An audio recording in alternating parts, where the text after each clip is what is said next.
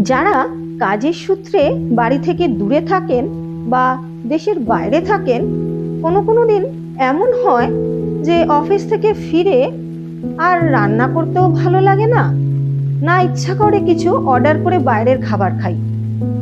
আমি সুতপা, দি good cook টেলসের পক্ষ থেকে আজ আমার সেই সব ভিউয়ার্সদের জন্যই চটজলদি ওভেনে চিকেন রোস্ট বানিয়ে দেখাবো।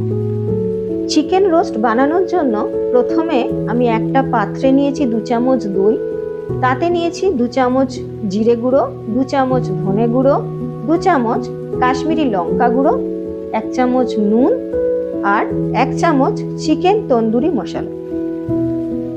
তারপর এইগুলোর খুব ভালো করে একটা পেস্ট বানিয়ে নিয়েছি। এখানে আমি নিয়েছি চিকেনের 4টে হোল লেগ, ভালো করে ধুয়ে এগুলোতে কয়েকটা কাট লাগিয়ে নিয়েছি আর মাখিয়ে নিয়েছি আধখানা লেবু। তারপর আমি যে পেস্টটা রেডি করে রেখেছিলাম সেই পেস্টটা এই 4টে লেগ পিসে খুব ভালো করে মাখিয়ে নিতে হবে। যেখানে যেখানে কাট লাগিয়েছিলাম সেই জায়গাগুলোতেও ভালো করে মশলাটা ঢুকিয়ে মাখিয়ে নিতে হবে। এরপরে এগুলোর গায়ে খুব ভালো করে আমরা বাটার ব্রাশ করে নেব।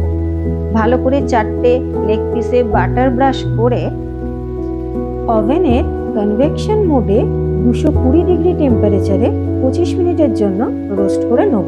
তাহলেই আমাদের চিকেন রোস্ট একদম রেডি হয়ে যাবে। আমার এই রেসিপিটি যদি ভালো লাগে তবে লাইক, শেয়ার আর সাবস্ক্রাইব করতে ভুলবেন না। দি গুড কুক টেলস খুব শীঘ্রই আবার নতুন কিছু রেসিপি নিয়ে আপনাদের সামনে হাজির হবে। ততক্ষণ ভালো থাকবেন, সুস্থ থাকবেন।